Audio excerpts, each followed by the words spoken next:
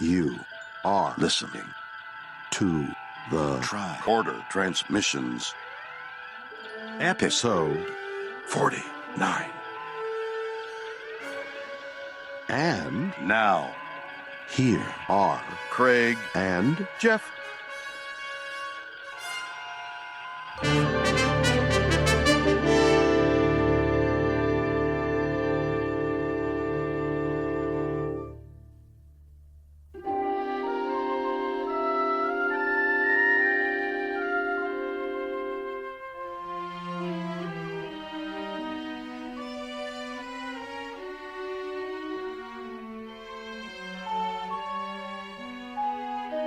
Never mind that uncomfortable feeling. That's just us taking over your bodies for episode 49 of the Tricorder Transmissions. We are your hosts, Jeff Hewlett. And Craig Cohen. He's always laughing at me.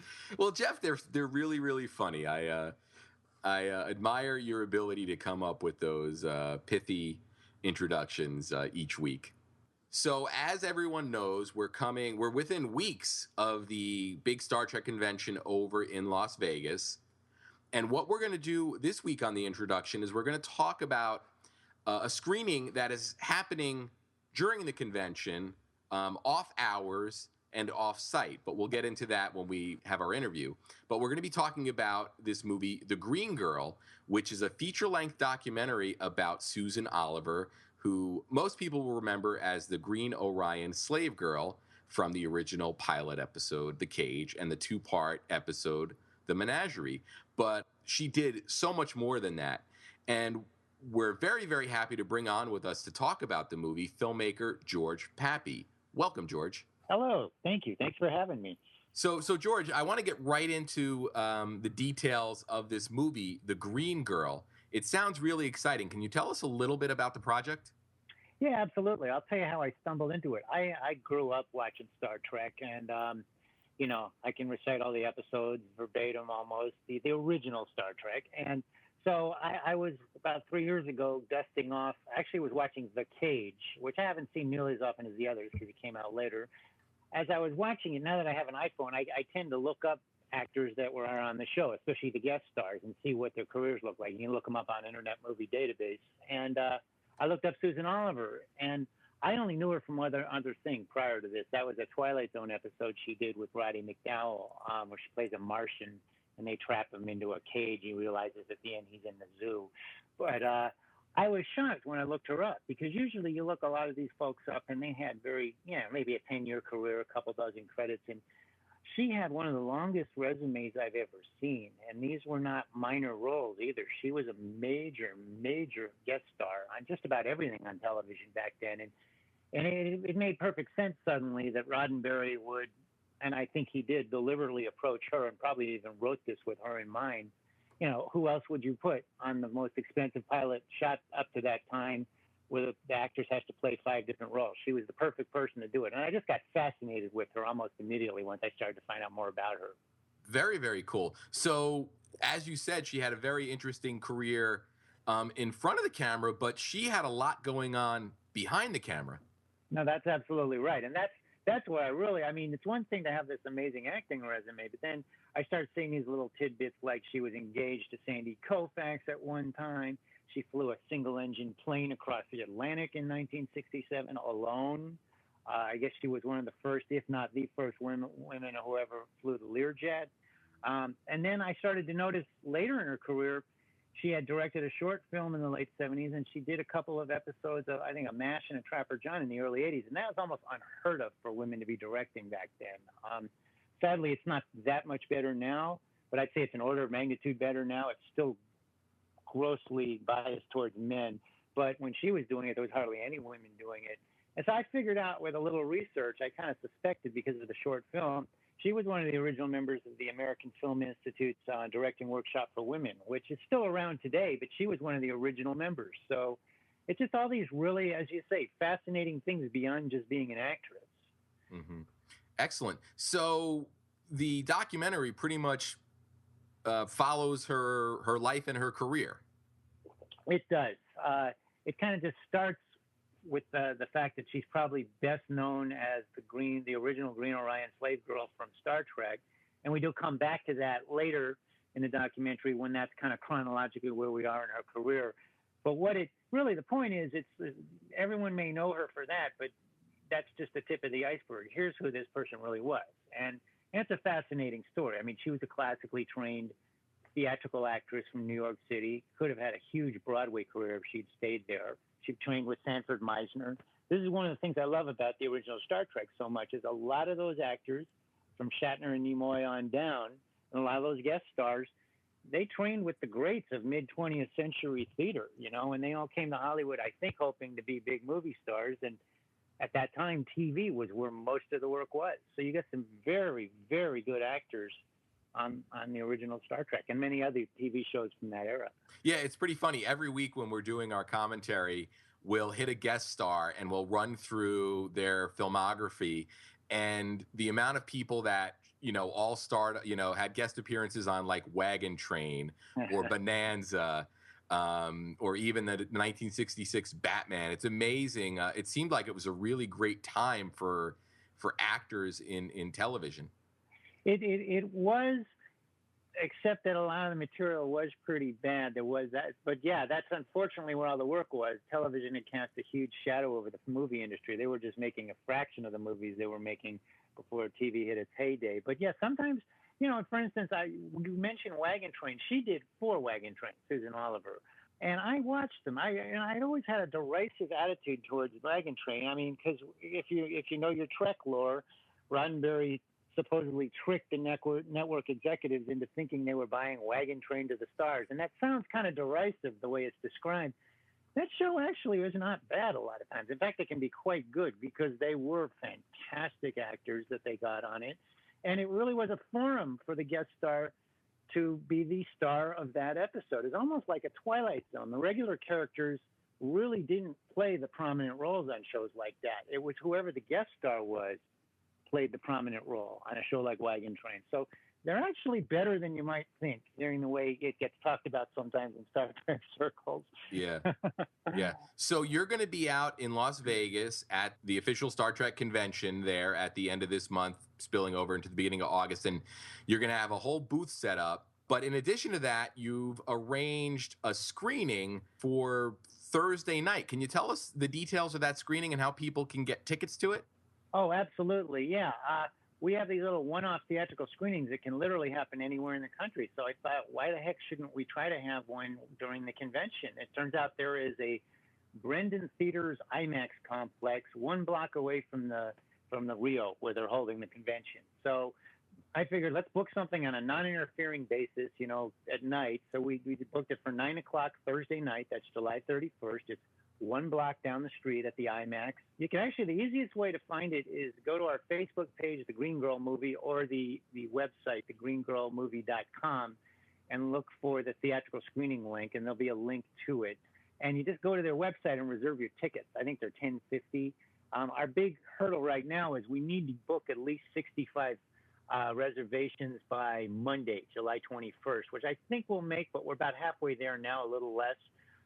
And if for some reason we don't make it, which I don't believe is going to happen, no one gets charged. It's just your booking a reservation. They don't get charged till it actually happens. But I'm hoping we can fill this theater up. It seats about 100 people, I think. Oh, wow. I know me and Jeff are looking forward to it, so we'll definitely be there. Oh, good. I'm glad, because we're going to have Larry Nemeczek there, a noted Star Trek expert, Larry Nemeczek. He's actually in the movie. And Celeste Yarnall, I'm hoping she'll be there. She's in the movie, too. And maybe 1 or 2 other people from the movie, whoever shows up. But it should be a lot of fun. We're going to do some giveaways. We're going to give away some Green Girl T-shirts and a couple of copies of the DVD. I will be at the convention selling the DVD for the very first time that weekend. That's when the DVD is coming out. And then longer term, that DVD will also be available on the website or through the website, thegreengirlmovie.com. But that will be its debut at the Star Trek convention. Perfect. It sounds like there's going to be a good time to be had at the screening, and then also in the vendor area there. Yeah, and this is a very special anniversary. I mean, this is the 50th anniversary of the screening of the filming of The Cage. They filmed it in December of '64. And if it weren't for that, Susan Oliver's episode, the pilot, there would be nothing else. If it hadn't caught NBC's attention and if they hadn't said, well, you know what, let's just recast it and try again, that's almost unheard of. we wouldn't be talking about this. There would be no Star Trek. Yeah, totally. You're absolutely right. So now that we've segued into Star Trek, so what we normally like to do, since we are an original series focused show, we like to have any guests who come on talk a little bit about their history with Trek and the things that they love about it. But I understand that you work in a very famous Trek location. I do. I've worked there for a lot of years. Used to be TRW Space and Electronic Group, and in the early 2000s we became Northrop Grumman Aerospace Systems in Redondo Beach, California. And ironically enough, that's a huge complex of buildings, several square miles. But right now I actually work in one of the buildings that comprises the courtyard where they beam down for the episode Operation Annihilate. And then a lot of that episode takes place around that complex. A lot of work, like when they're fighting off those guys trying to attack them, and Spock goes in later alone and has to fight a guy off. That's over by the dining facility. But it's shocking. 47 years later, it still looks very much the same. Oh, that's fantastic. But in that era, those were just, I think, out of this world kind of building. Yeah, I remember the first time that I saw that episode when I was a younger kid back in the 70s. I remember thinking of how futuristic those buildings look. And even now when I watched the episode recently, they still look kind of futuristic. Yeah. And they're very old buildings. I believe most of them were built in the early to mid 60s. They've held up pretty well. They knew how to build them in those days, They don't have any of those little flying omelet guys still laying around there, do they? I keep an eye out from every time I walk under that overpass over where they. I've never seen one. Yeah, the space omelets. That's great. I'm glad you call them that because that's what I've always called them too. Space omelets. Oh, they kind of look like that. Yeah, they really do. Now that we're into the original series here, we like to find out from our guests who their favorite original series characters are and what their favorite episodes might be. Well, I can tell you this is inform you about my age and my growing up with Star Trek. I have a distinct memory of being a toddler, and I'd have to probably guess it was the summer of '69, the last season reruns. But I remember distinctly running down the street with the other neighborhood kids in North Hollywood, screaming as we were running to my house, "Mr. Spock is on, Mr. Spock is on," because that's what we called it, Mr. Spock. We didn't really know what was going on, but all we knew is Mr. Spock was on, and we loved Mr. Spock. And we would just watch it for Mr. Spock. So I got to confess a lot of fondness for Mr. Spock, of course. And I like Kirk too. I mean, I think Kirk is the reason that show took off. Sure. Just to go back to the cage real quick, I don't think it would have been become what it has if Jeffrey Hunter had played the part. Just my personal opinion, but I think what Shatner brought to Kirk really, and then Spock on top of that, wow. So favorite characters, favorite episode, Menagerie's always been way at the top of the list, which I guess explains how I wind up doing that documentary. I just remember Susan from that even as a little boy. I've also always obviously loved City on the Edge of Forever. I've always been a big fan of the William Wyndham episode, Doomsday Machine. Oh, it's a great one. Yeah. That's another one of my favorites. So, and Piece of the Action is fun too. And we just talked about that one a few weeks ago. Did you really? Yeah. I mean, there's a lot of them, and I'm rediscovering them again now because I've been buying and reading Mark Cushman's books as they come out. These are the voyages, and I'll read a chapter. He goes into forensic depth on each episode. Yeah, they're great books. Yeah, they really are. So, what is your opinion on the remastered effects versus the original versions? Well, that's an interesting question because Cushman talks about them a lot in the book, and you can't see them in the remastered versions. I appreciate it. I remember first seeing them when they were on broadcast HTV. I think they were showing up around 2007-8, and I commented, I'm like, my God, you can see so much detail. And someone explained to me, they had to go back and redo all that because I guess it just looks really bad in high def.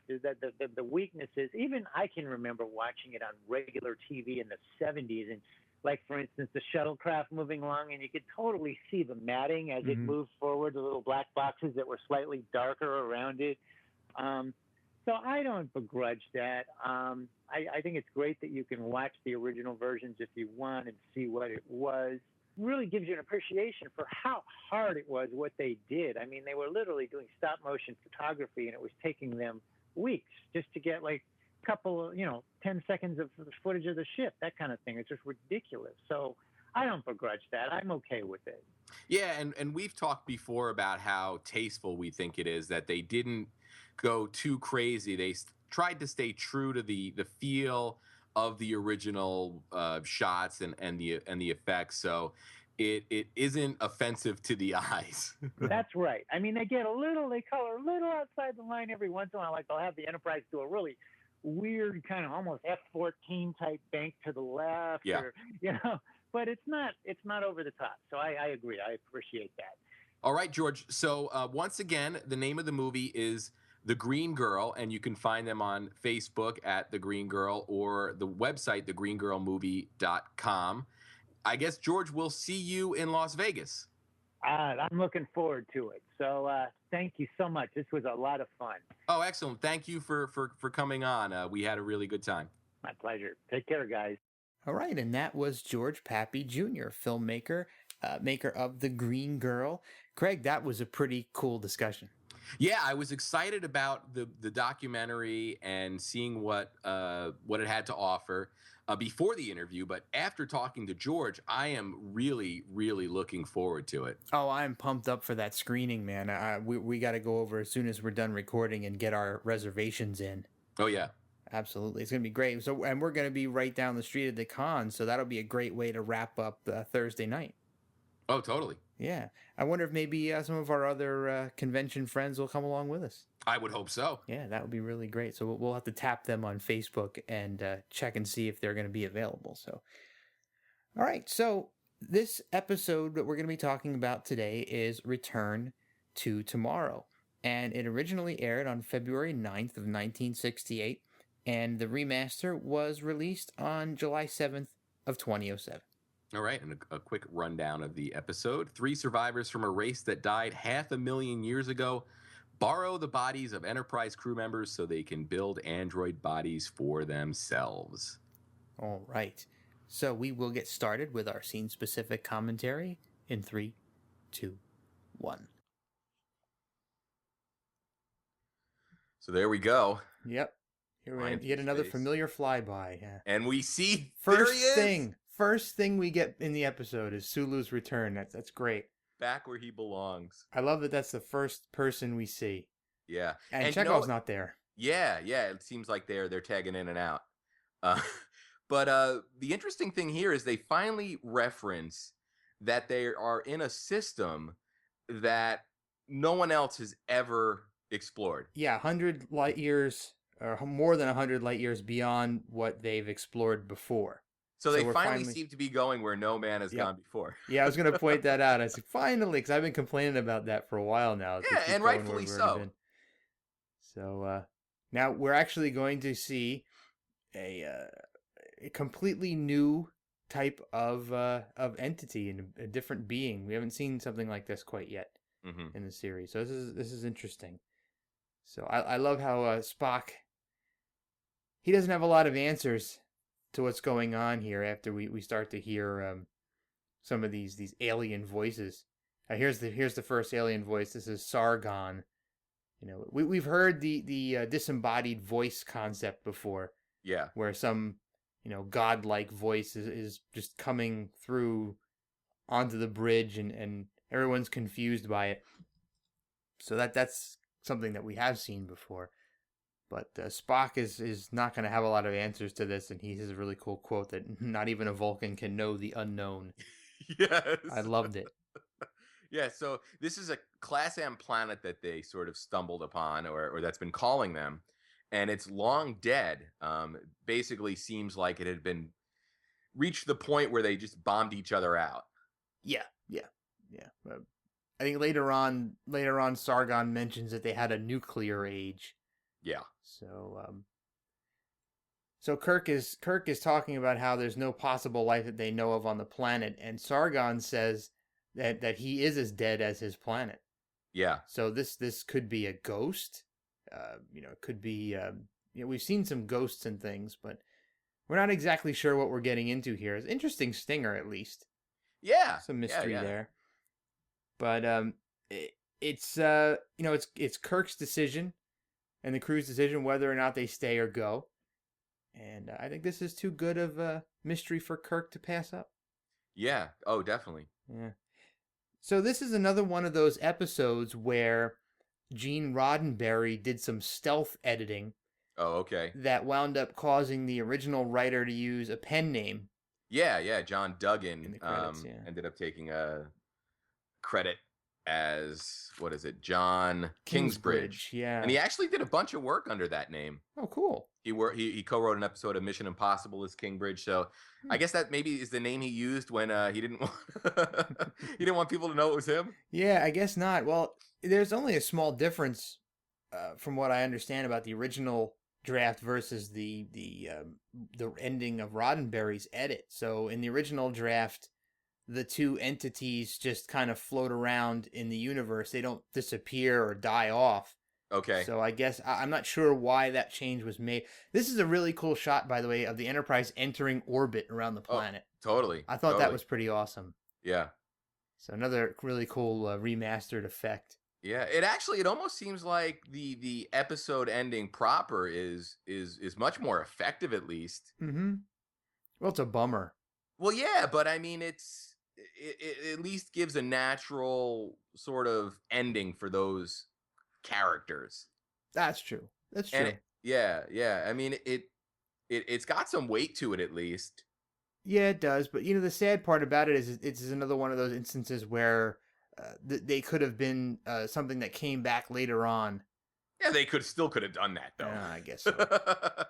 So interesting note here, though. We were just talking about how far out into space the Enterprise is. So Uhura just said that Kirk's message, his log message, was going to take 3 weeks to reach Starfleet from that distance. Yeah, which is pretty neat. So pretty limited communication at this point. So you always think these messages are instantaneous, but there is some travel time for the audio at this point. That's kind of puts it into perspective a little bit. Because we think everything's all high tech and they can beam from place to place, but there are some actual natural limitations. Yeah, and now they're being asked to beam to 100 miles beneath this planet's surface. Mm-hmm. And the beings want to allow the Enterprise to give them control of the transporter to ensure that they end up where they're supposed to, and this creates a lot of trepidation on Scotty's part, and also McCoy's. Oh yeah, McCoy actually on this episode seems like the only real voice of reason. Yeah, I was going to bring that up later too. I agree. There's a lot of great scenes we're going to point that out, where McCoy seems to be the only one who's thinking completely clearly and logically. Yeah, and you know what? I was thinking about this as I watched this episode. Throughout the series, excepting the cases where McCoy is under some kind of influence, McCoy seems to be the most level-headed and rational and, skeptical even member of the crew. He seems to really be the one that really toes the Starfleet line, if you will. Yeah, and you'd think it would be Spock, right? Yeah, exactly. But it's not always Spock. Yeah. So there's a little bit of a parallel that I thought about while I was watching this episode. Yeah. Do you detect just a hint of a parallel between this and Star Trek V? Sure, I can see that. So there was a god, or a godlike being, beckoning a starship and its crew to its location so that it could, in essence, transfer to that ship and go where it wanted to. Oh, totally. So yeah. It's just about the same concept, slightly different because they want to use the Enterprise crew as vessels for their own bodies, but still they want to be able to get out of the planet that they're essentially trapped on. So I thought that was kind of a little bit of a nod. I wonder if this was maybe some inspiration for the writing of some of the concepts in Star Trek V. Definitely seems like it could have been. Yeah. So back to these these beings or ghosts or whatever we don't know exactly what they are yet, being able to control the transporter. So it's technology that those beings didn't invent. And it's amazing to me that they would be able to easily and quickly understand and commandeer the operation of technology that they have never seen nor built, or have direct access to. You know what I mean? But it's possible they could have. You can almost make that argument that if you have two societies on different sides of the galaxy that are both developing at the same pace, that eventually they would develop the same technology. Potentially. We don't really know who these people are yet, but we'll find out shortly. A couple of other things that we kind of missed while we were talking about some other stuff and I thought this was kind of an eyebrow raiser when Kirk and Spock are on the bridge deciding, who's going to go and who's not going to go. Kirk actually tells Spock that they can't risk having both he and Spock off the ship at the same time. Yeah, but they've done it a million times. I know. It's like, wait a minute. But the Sargon and his people want Spock. So, and also Kirk left Sulu in command. Yeah. So Sulu's been away. He's not too rusty though. He's still trustworthy. He doesn't leave Scotty in charge though. Yeah, I would have liked the little throwaway line like, you finally got all your botany work taken care of or something silly like that. Would have been nice. But he's been leaving Scotty in charge recently.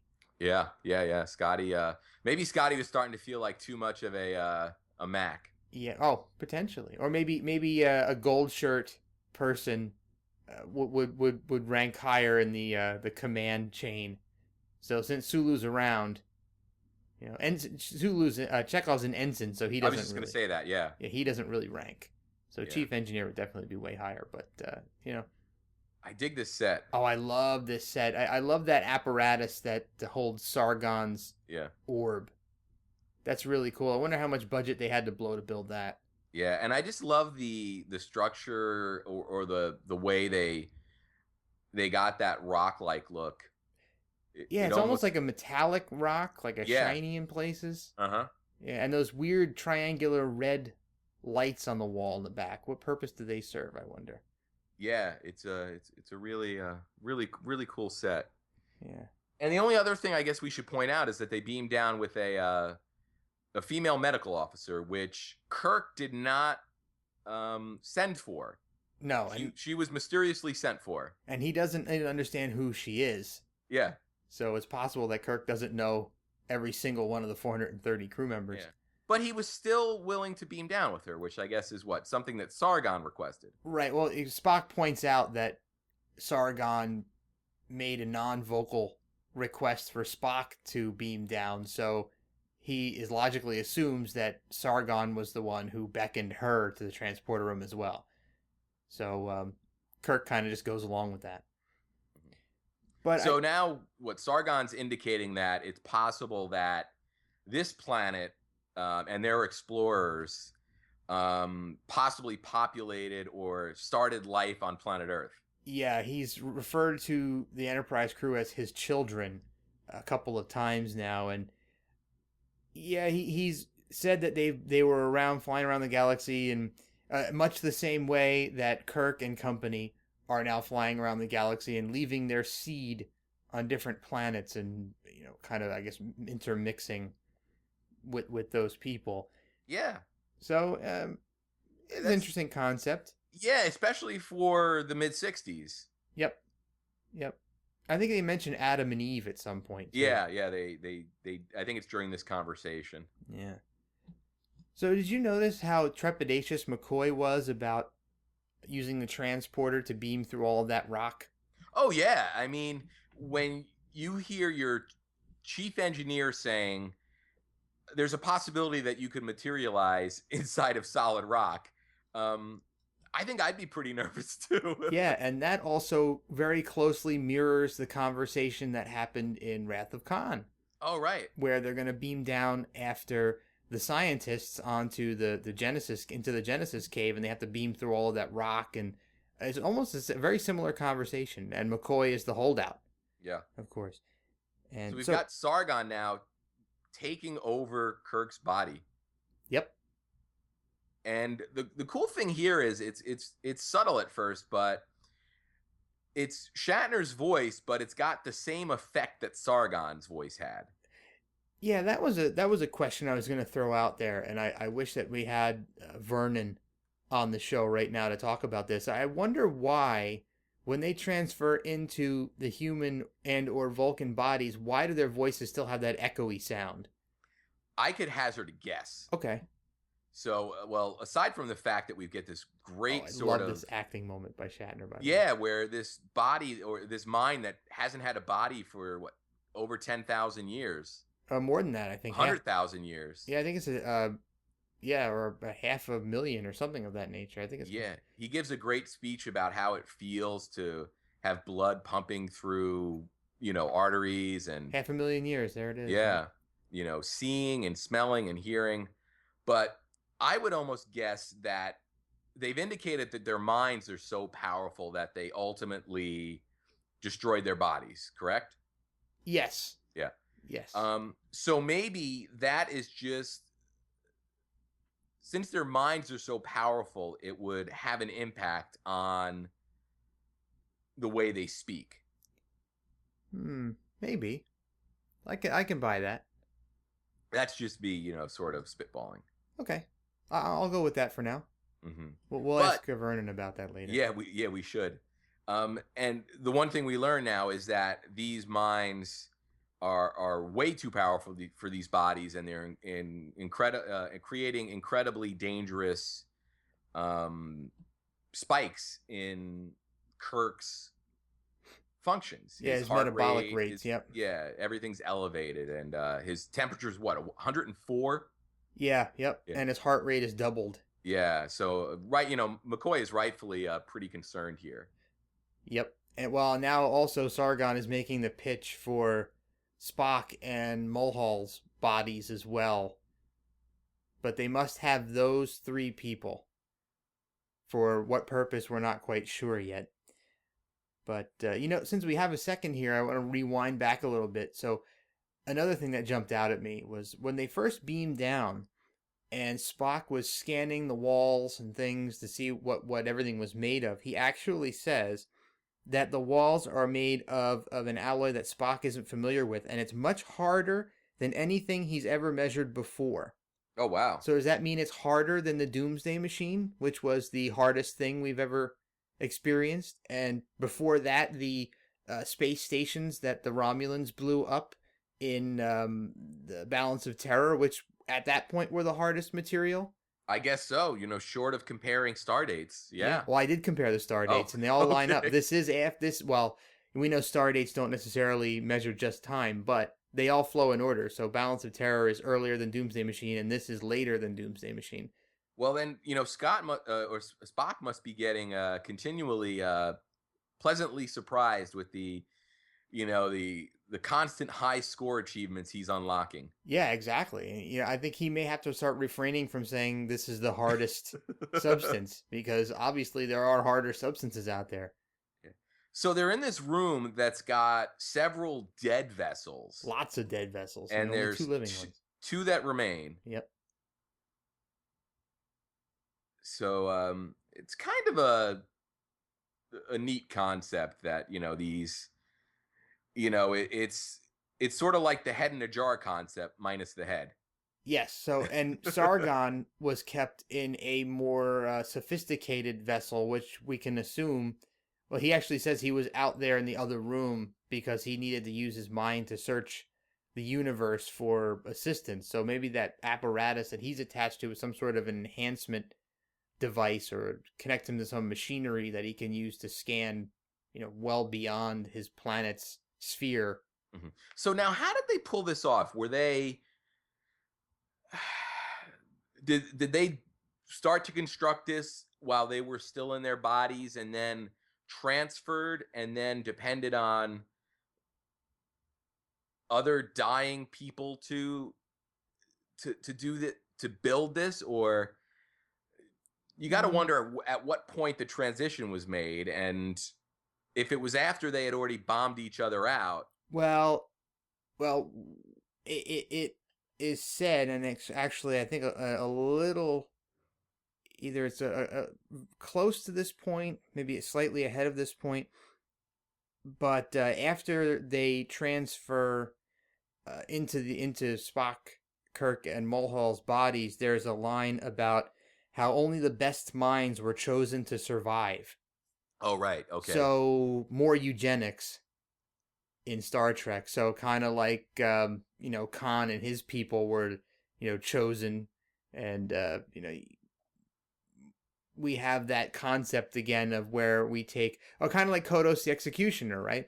Yeah. Where he selected only certain people who he thought were worthy of survival and killed the rest off. Oof. So there may not be completely noble intentions here if they're capable of eugenics of that type. Yeah. Because I think we typically see that as evil, where some people may argue that it's survival of the fittest, but another interesting question raised. Yeah. By Star Trek.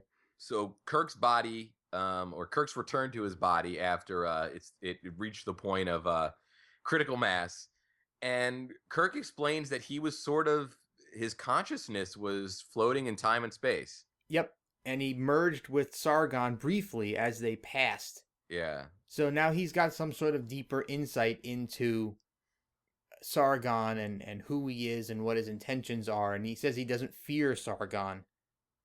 Yeah, and that's really the only thing that helps sell a lot of what Kirk does in this episode.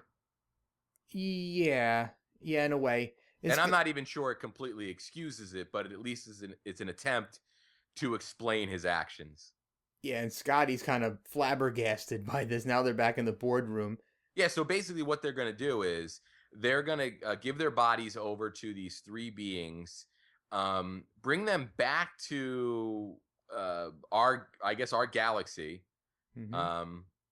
and use their knowledge to develop our society. Yeah, in a way. So they're further develop. They sort of pitch Scotty the idea of a starship engine the size of a walnut. The size of a walnut. Yeah. So, well, first they have to help them build these android bodies so that they can be mobile and have some sort of a body to inhabit. Yeah. And Kirk is really selling this. Oh, totally. Yeah, and well, you have to say Scotty and McCoy are not buying it. And, yeah, but Scotty sort of comes on board when he's intrigued enough by the idea that there could be an engine powerful enough to power a Starfleet that is the size of a walnut. So it seems like his scientific curiosity gets the best of him. Well, yeah. Well, McCoy has a really good point here, though, is that they just so happen to coincidentally select the captain and the first officer. Yeah, that seems a little dubious. Yeah, exactly. And not to mention that shortly after they arrive on the ship and take over the bodies, they develop a serum that'll allow them to hold on to the bodies indefinitely. So it doesn't really matter what bodies they choose. It's not a physical thing. They don't need the stronger, or it's not like being in Kirk's body will allow them to work 40 minutes longer than being in Sulu's body would have. Yeah, because they have that serum that helps them. So I don't know what the point was of having to select these two, unless there's some other nefarious means.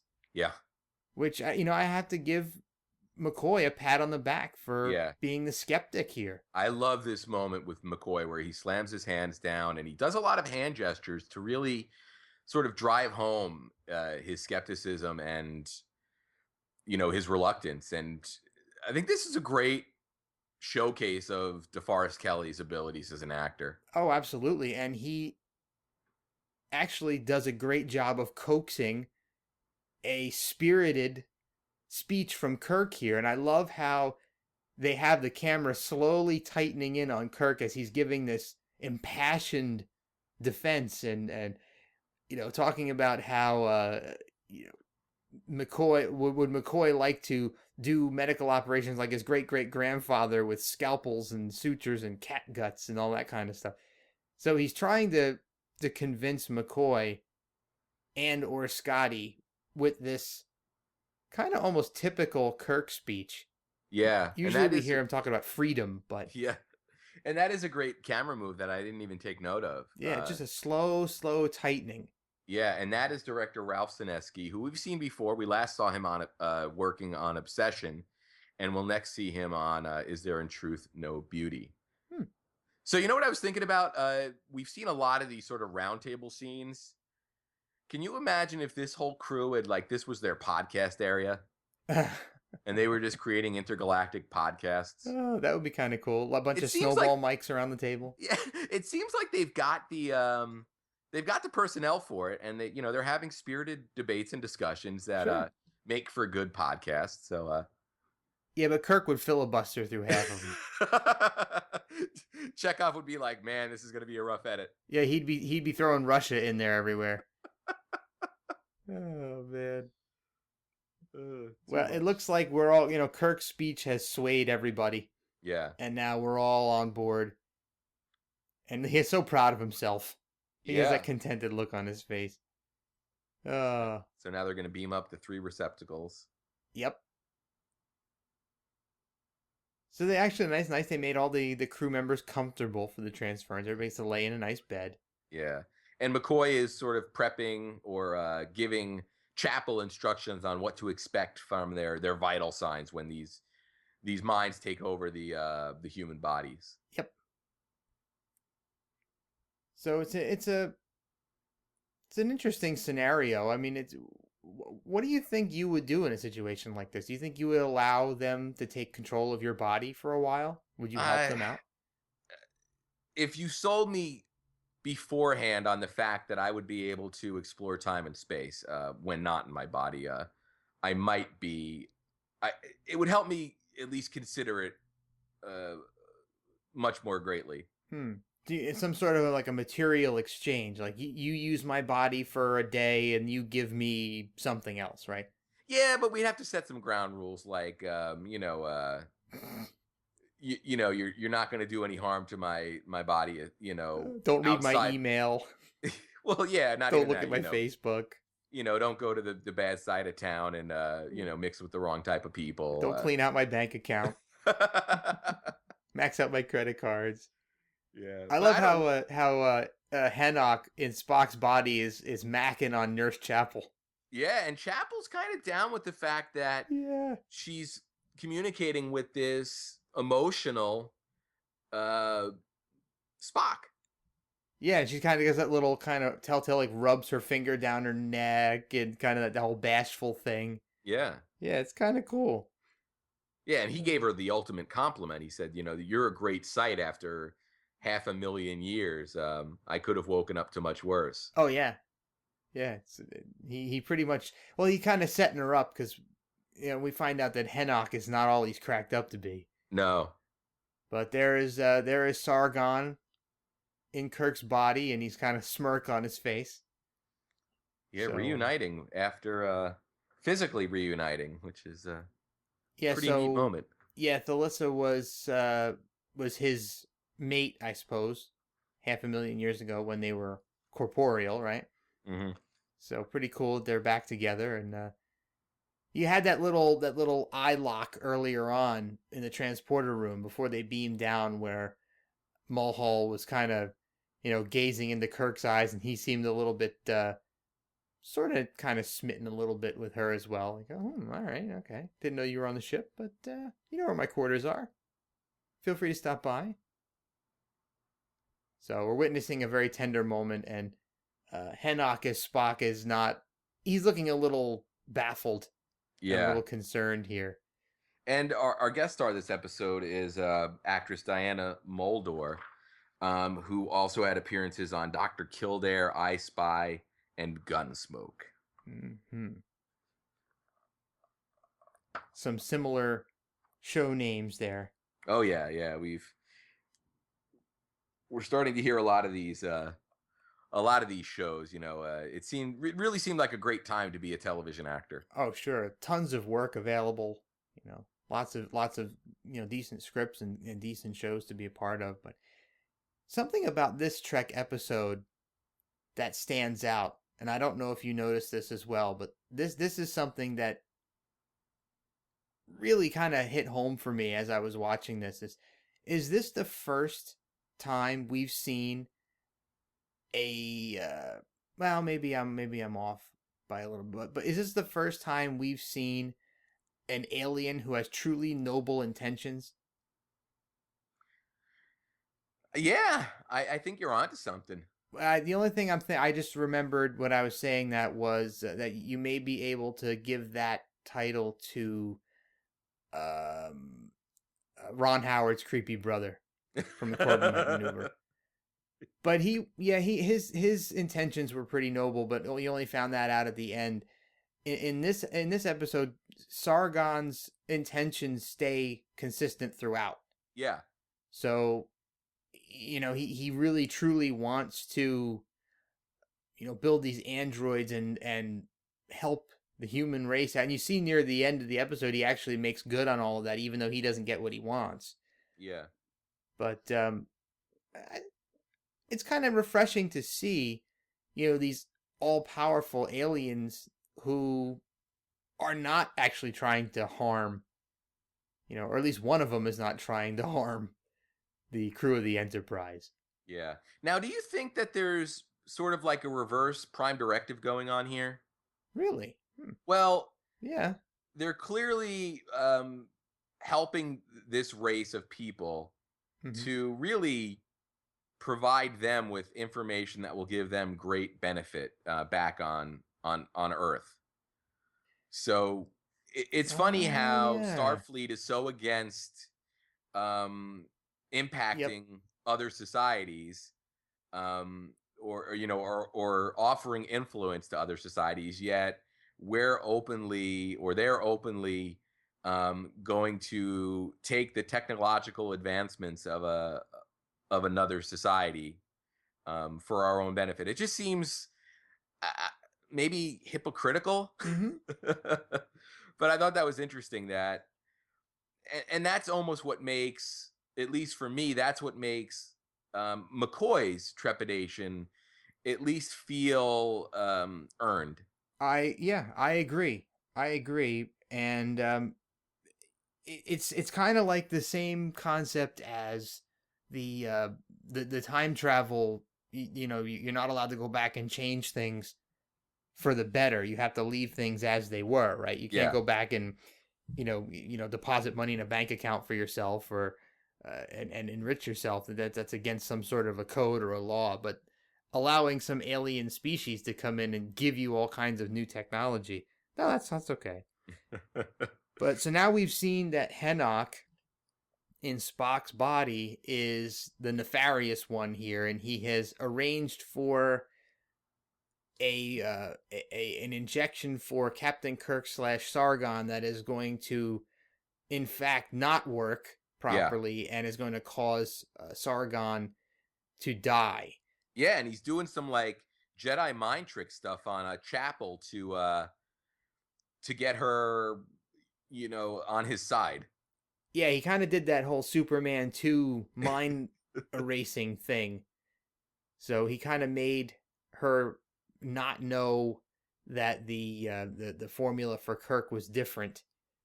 But she kind of had a little bit of a glimpse that she wanted to say something, but she couldn't remember exactly what she said. So they also seem to have some sort of mind manipulation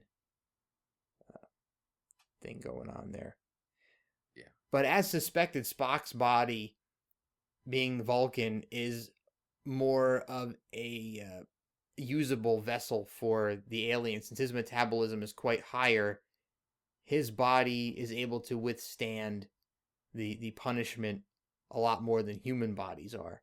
Yeah, and I love the subtle stuff that Nimoy's doing here, where you would never see Spock stand like this. I agree, and I was going to point that out too. I love that he gets a little bit of a break. Yeah, he's loose, he's relaxed, and seeing Spock with his arms crossed like that is really kind of, it's something you've never really seen before. Just a casual Spock. Yeah, I really love that. So you kind of get a little bit of a feeling for Nimoy cutting loose. Yeah, but it also, reinforces the amount of work that Nimoy does as Spock that is beyond just not really showing all of your emotions. Yeah, good You know, observation. it sort of, at least for me, it made me more aware of how much work he's really doing when he plays Spock. Wow, that's great. I hadn't even thought about that. Fantastic. So we've also found out that we didn't mention that Henoch has decided he wants to keep Spock's body. Yeah. He does not want to be transferred into an android body. Yeah, it's too great of a vessel. Yeah, he likes the ability to be alive and retain his powers, and we don't know exactly what his plans are beyond keeping the body, but all we know now is that Spock is now trapped in one of those orb vessels, and we're not sure how we're going to be able to get that back because these aliens are quite powerful. Yeah. Yeah. But McCoy knows something's up. He could tell that Chapel was not herself. Yeah. Yeah. But Henoch plans to, he wants to kill Sargon, but he is trying to, sway Thalessa into his point of view. Yeah. And he wants to convince her to keep her body as well. So interesting, he didn't attempt to convince Sargon. He just assumed that he needed to just kill him. Yeah. Look, I love this android human-shaped cutout with the circuit boards hanging in it. So that's where all these little circuit boards are going to make up the internals Yeah. of this android body. And there's Spock casually leaning in the doorway again. Yeah. Twice the strength, and it will last 1,000 years. Yep. And when that wears out, they'll build another one, and on and on and on. That doesn't sound so bad to me. Yeah. That doesn't sound so bad to me. If you had a nice, realistic android body, kind of like the ones we saw in What Are Little Girls Made Of, I think I could handle that. Yeah, I mean, I can still see, I can still talk, I can still hear. I mean, that sounds pretty good to me. But like we referenced on that What Are Little Girls Made Of, would you be able to enjoy a hot fudge sundae? I think I could live without a hot fudge sundae. If you told me I was going to be able to live forever in a very almost indestructible body, I think I could live with that. Yeah, I don't know if I could make that trade. Well, I'll lay flowers on your grave every year, bud, with my robot hands. And pour out a hot fudge sundae. You got it, man. Here's your sundae, dummy. I'll bring you some In-N-Out burger. I'll leave it sitting on your tombstone. Oh. Too much. So here's really the hard sell now. Yep. Yeah, I like how he's almost getting romantic with her. Yeah. Who knew that Spock could be so smooth? Yeah. Yeah, he needs a little of that little bit of Henoch there, and he becomes the Mac. Yeah. But so interesting. We had another biblical reference in this episode with the Adam and Eve reference. Yeah. So that's interesting, and also the names of Henoch and Thalessa and Sargon also have ties to Earth history. So Thalessa was the sea goddess in Greek mythology. Okay. And Sargon was a Mesopotamian king, among others. And the name Henoch appears in the Bible as the father of Methuselah. Oh, okay, cool. Yeah, so some more religious and mythology references and historic references. Yeah, showing that a lot of times in Trek, things aren't just random occurrences. Yep. I like that. It's kind of cool. Mm-hmm. So one interesting thing in this episode that's coming up here in a moment is that Kirk dies. Yes. Which was funny because we have what? 2 implied main character deaths in this episode. Mm-hmm. Yep. And this made me sort of think about the movies. Yes. And how non-shocked people should have been by some of the deaths in the movies, namely Spock's at the end of Wrath of Khan. I don't know. I mean, because it's something you've seen before, and sure, in the movies, it sort of seems like it's permanent. But we've seen main characters die in this show enough now over the course of, almost 2 seasons where, Well, until you don't see him again, they're yeah, not but dead. the deaths of the main characters on the show, I think it's a bit of a different death than Spock's death at the end of Wrath of Khan, because the deaths on the show are very they're non-triumphant. They're not, like this. Kirk just passed out. Yeah. And Kirk dies, quote unquote, dies fighting Spock in amok time. McCoy, dies on the shore leave planet. They're not, heroic deaths. Like Spock's death in Wrath of Khan was maybe one of the most heroic deaths anyone on a spaceship could ever want, right? I mean, you pretty much died saving everybody. Yeah. He sacrificed himself. So to me, that's more of a shocking and oh my god moment than Kirk passing out because Sargon was too much for him to handle. Yeah, but at the same time, Spock's death in Khan really helped feed a storyline. Oh sure. Yeah. It was for a purpose. But... Yeah. So Kirk's body is dead, and this is interesting because they can keep his body alive for months. Yeah. But they have no way currently to transfer his consciousness back from the orb into his body. So instead, his body is pretty much an empty shell.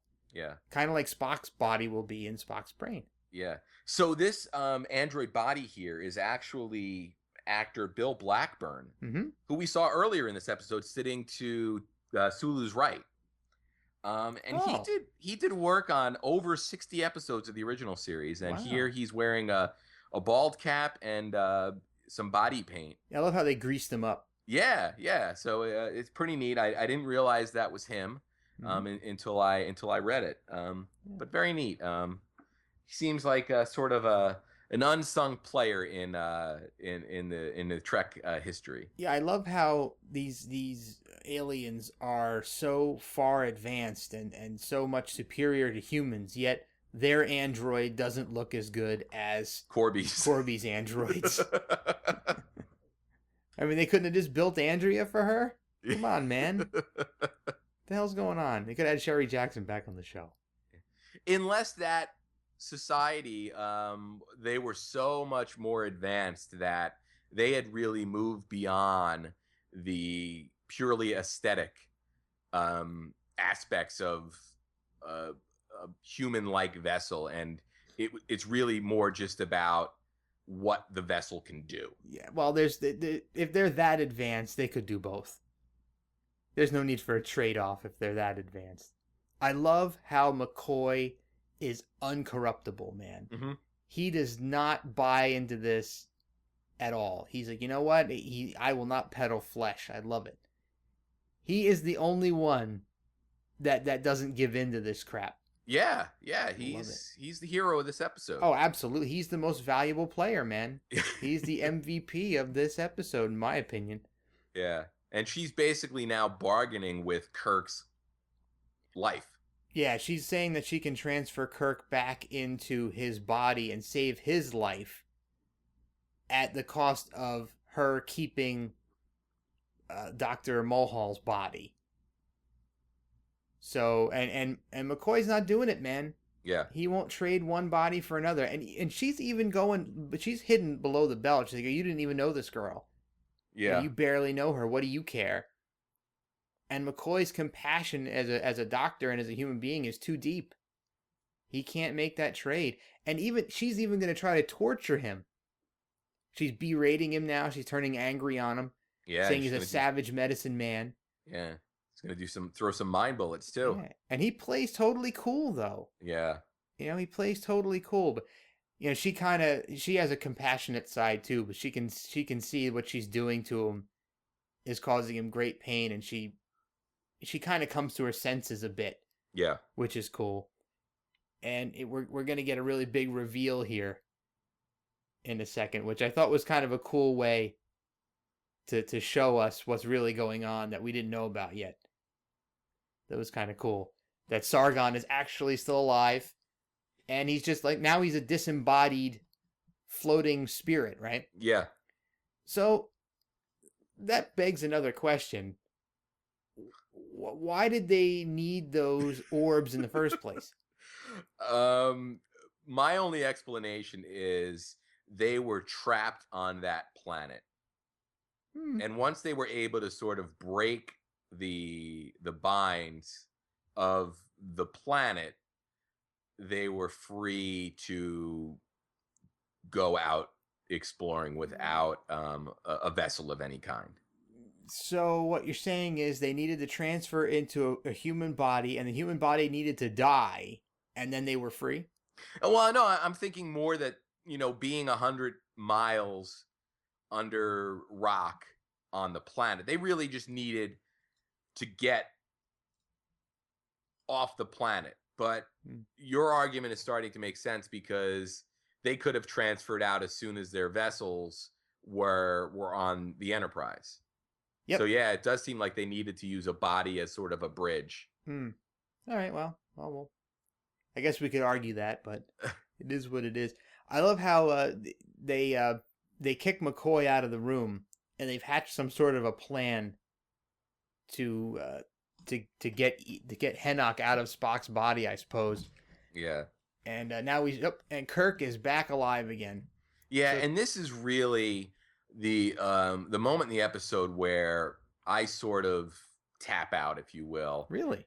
Well, for me, it just seems like Kirk is incredibly out of character here. He destroys the vessel that is holding Spock's essence. Yeah, but he's in on it. Is he in on it, though? Yeah, he's in on it. But I thought Hennock had the ability to read everybody's mind. So the only person that was in on it was you're right. Chapel. Yeah, you're right. So he must not be in on it. But so I don't know. It just seems to me like Kirk's been in the no-win scenario before. Well, true, but I think at this point there's a threat to the ship. He doesn't have the time to get emotional about Spock dying now. He's got to solve this problem. I mean, he knows what the deal is. He knows that Hennock is powerful and he's in Spock's body, and there's no way you can get him out of the body. So they've got to kill Spock's body, and he knows that Spock's consciousness is gone. It's lost. So he'll save the grieving for another time. Conversely, do you think Spock would have made the same decision that Kirk made? Yep, I think so. Really? Yep. I'm not sure. I'm not sure if I think that he would. It's logic, man. It's logic. So now this is where we really get the reverse psychology going on here, where yeah, I love this. Spock or Hennock knows that McCoy has an injection that is powerful enough to kill a Vulcan. Yep, and he's trying to manipulate her into injecting McCoy, but little does he know that she's got the drop. Yeah. So. And also that it's really not enough juice to do the job. And Hennock is saying that he can transfer into another body, and I love that look on Nimoy's face. So dramatic, and now he's going to plead for his life. I love it. Yeah. So Sargon is not going to allow him to jump into another body. So Sargon says he has powers that Hennock didn't know about. I guess that must be one of them. Yeah. So, well, and Spock is dead. Yeah, and there's Bill Blackburn there. There he is. Yeah. Out of the latex and... the bald cap and the paint. Yeah, he's a little dual role. Yeah. Pretty cool. And see, now Kirk's taking it hard. Yeah. Now it's affecting him. If only there'd been another way. Yep. And then, of course, we've got the convenient Sargon saying, I can't let your sacrifice, go. So, miraculously, Spock is back. And it turns out... It gets right up. It turns out that, Spock was using Chapel's body as a vessel. Yes? Yep. Yeah. Well, I'm surprised Hennock couldn't read his thoughts in her body. Yeah. I don't know. Maybe Spock was somehow, who knows? Maybe Hennock thought he'd already brainwashed her and didn't bother to check. Yeah, he was using all of his powers to focus on McCoy and Kirk. Yeah, that's explanation That's enough for me. probably why they picked Chapel to do that instead of McCoy. Yeah. Because I guess Hancock already trusted Chapel because he had already done what he needed to do to get her under control. So, and now here's the Roddenberry ending, where Sargon and Thalessa go into oblivion. But before they do that, they want to borrow the bodies again, just for one last moment together. So you get a little romantic ending. Yeah, and I love this. I mean, yeah, it's very bittersweet. I love this moment where they say goodbye to each other, and it's really cool. There's some great dialogue here. I love how they have to walk away from everybody else. Yeah. In order to do it. And I love when Shatner turns back around, he has a different expression on his face. So yeah, you're meant to know that Sargon's taken over. Yeah. Oblivion together does not frighten me, which is such a great line. That is a great line. Very well written. It's a very sweet ending. Yeah, it works. It works 100% for me. Yeah. Yeah. And well, I guess and they have to, pass on or I guess when they say they fade away into oblivion, I'm not sure if that means that they die or they just transcend into another place. Yeah. I guess it depends on what you personally believe happens after death. But it's always interesting that a show can bring up that conversation. Yeah. Yeah. And they're gone. Leading to a little awkward moment between Kirk and Dr. Mulhall here. So, I guess that brings us to the end of the episode. Yeah. Yeah. So, what do you think? Essential vote? I am going to go non-essential for this episode. As interesting and as exciting as this episode is, with the exception of maybe McCoy's reluctance and stubbornness, which I don't think is enough to push this over for a character moment. I just don't think there's anything here that makes this essential, and I'd almost argue it could confuse people a little bit with some of the character actions. Yeah, I agree. Definitely non-essential for me for all the same reasons. Nothing new, nothing to take away from this that adds to the overall Trek knowledge, if you will. So, double non-essential for Return to Tomorrow. Yeah, and as always, if you disagree with us, feel free to interact with us on one of the many places on the internet where you can find us. Over on Twitter, we are TTT_pod. We're on Facebook at the Tricorder Transmissions, and we're also just online at the tricordertransmissions.com. Yep.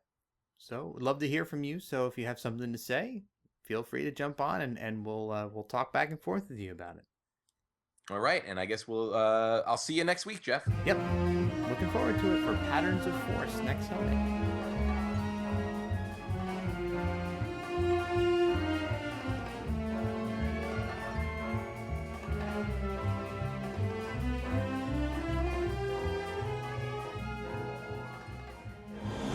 Diana Muldaur has a unique position in Star Trek history. After playing the part of Anne Mulhall in Return to Tomorrow, she returned in Star Trek's third season as Dr. Miranda Jones in Is There in Truth No Beauty? But that's not what makes her unique. Several actors returned to play different roles in later episodes of the series. What makes Diana unique is that 20 years after she guest starred on the original series, she returned to Star Trek as Dr. Catherine Pulaski, Chief Medical Officer aboard the USS Enterprise D during Star Trek The Next Generation's second season. Star Trek's sister show, Mission Impossible, was filmed on stages immediately next door to us and went on the air the same season. But they had a budget that was 50% more than ours, and their shooting schedules often ran 8 or 9 days, while we were limited to a very strict 6 days, no questions asked.